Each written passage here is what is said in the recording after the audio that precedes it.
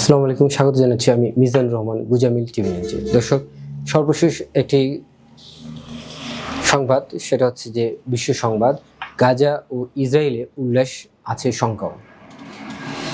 দর্শক, যুদ্ধবিরতি ঘোষণার পর গাজা উপত্যকায় ফিলিস্তিনি পতাকা সহ এক শিশু, অর্থাৎ ইসরায়েল, খবরে বলা হচ্ছে যে ইসরায়েল ও হামাসের মধ্যে নতুন যুদ্ধবিরতি চুক্তি ঘোষণার পর গাজা ও ইসরায়েল ও হামাসের মধ্যে যুদ্ধবিরতির চুক্তি ঘোষণার পর গাজা ও ইসরায়েল উভয় জায়গায় উল্লাস ও আনন্দের দৃশ্য দেখা গেছে। তবে এই চুক্তি শেষ পর্যন্ত টিকে থাকবে কিনা তা নিয়ে দুই পক্ষের মানুষেরই এখনও শঙ্কিত এবং শঙ্কাবোধ করছে। বৃহস্পতিবার 9 অক্টোবর CNN জানিয়েছে, মার্কিন প্রেসিডেন্ট ডোনাল্ড ট্রাম্প বুধবার রাতে মিশরের শার্ম আল শেখ শহরে অনুষ্ঠিত আলোচনার পর ঘোষণা দেন ইসরায়েল ও হামাস বিনিময়ে ফিলিস্তিন বন্দীদের মুক্তি এবং গাজায় মানবিক সহায়তার প্রবেশ নিশ্চিত করবে। তবে এখনও কিছু গুরুত্বপূর্ণ বিষয় অনিশ্চিত রয়ে গেছে, বিশেষ করে হামাসের নিরস্ত্রীকরণ, গাজার ভবিষ্যৎ শাসন ব্যবস্থা এবং আবারও যুদ্ধ শুরু ঠেকাতে প্রয়োজনীয় নিরাপত্তা নিশ্চয়তা। জানা গেছে, যুদ্ধবিরতি চুক্তির পর ইসরায়েলের তেল আবিবের হোস্টেজেস স্কোয়ারে শত শত মানুষ আনন্দে উচ্ছ্বাস। দীর্ঘ দিন হামাসের হাতে বন্দী থাকা প্রিয়জনদের ফেরার আশায় তারা গান গায়, আলিঙ্গন করে এবং কাঁদতে কাঁদতে ট্রাম্পকে ধন্যবাদ জানায়। সাবেক বন্দী ও নিহতদের পরিবারের সদস্যরা উপস্থিত ছিলেন সেখানে। হিলেল মায়ের নামে স্থানীয় এক বাসিন্দা বলেন, আমাদের হৃদয় আনন্দে ভরে গেছে।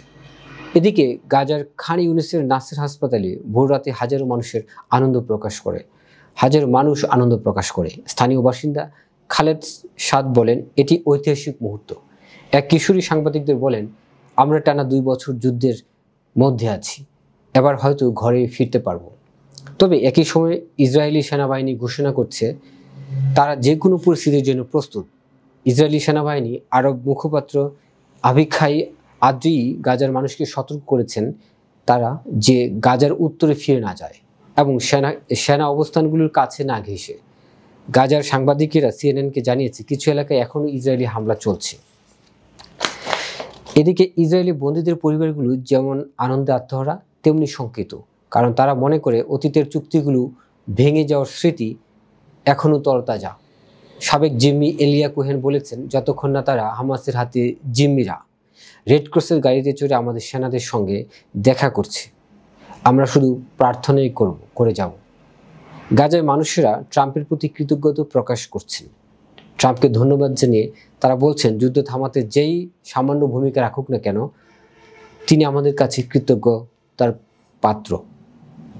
খান ইউনুসের ওয়েল রাদওয়ান ও আব্দুল মজিদ রাব্বে বলেন, পুরো গাজা এখন খুশিতে ভরপুর।